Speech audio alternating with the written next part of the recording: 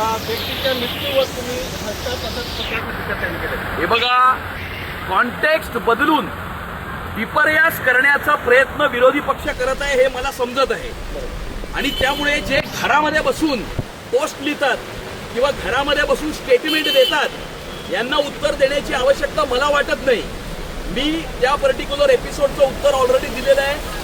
त्या कॉन्टेक्स्ट बदलून त्याचा विपर्यास करण्यात आलेला आहे, मिसकन्स्ट्रू या ठिकाणी ते करण्यात आलेलं आहे।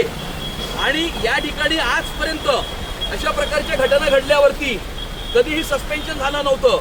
मी विधानसभेमध्ये आवाज उचलला आणि 2 दिवसामध्ये 7 महानगरपालिकेचे अधिकारी या ठिकाणी सस्पेंड किंवा निलंबित झालेले आहेत। आणि त्यामुळे आम्ही फील्डवरती उभे आहोत, घरात बसून पोस्ट किंवा स्टेटमेंट लिहित नाही आहोत। आणि आजपर्यंत आपण पावसामध्ये कधी उद्धव ठाकरे, आदित्य ठाकरे किंवा राज ठाकरेला मुंबईकरांनी रस्त्यावरती उतरलेलं बघितलंय का?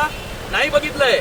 मुंबई शहराच्या महापौर रस्त्यावरती फिरत आहेत, सर्व ठिकाणी पाहणी करत आहेत। आम्ही सर्व लोकप्रतिनिधी या ठिकाणी रस्त्यावरती उभं राहून या ठिकाणी हे सगळे जे काही मेजर्स आहेत ते आम्ही पाहतोय।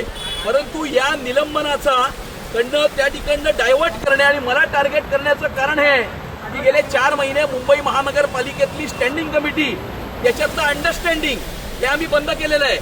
मला 2 मोठ्या राजकीय पक्षांनी ज्यांनी आपापसामध्ये युती केली होती त्यांच्या प्रतिनिधींनी मला अप्रोच होऊन स्टँडिंगचं अंडरस्टँडिंग सुरू करा अशा प्रकारची विनंती केली होती, जी आम्ही विनंती धुडकावून लावली होती।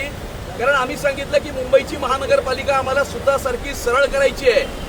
आणि त्यामुळे स्टँडिंग कमिटीतलं अंडरस्टँडिंग बंद झाल्यामुळे आणि इतकी 25 वर्ष आपल्याला जो मलिदा त्या ठिकाणी मिळत होता तो मलिदा न मिळाल्यामुळे त्यांचा राग अनावर झालेला आहे, तो मी समजू शकतो। आणि स्टँडिंग कमिटीतला अंडरस्टँडिंग बंद केल्यामुळे त्या ठिकाणी ते मला टार्गेट करत आहेत। परंतु अशा प्रकारच्या टार्गेटिंगला आम्ही जुमानणार नाही।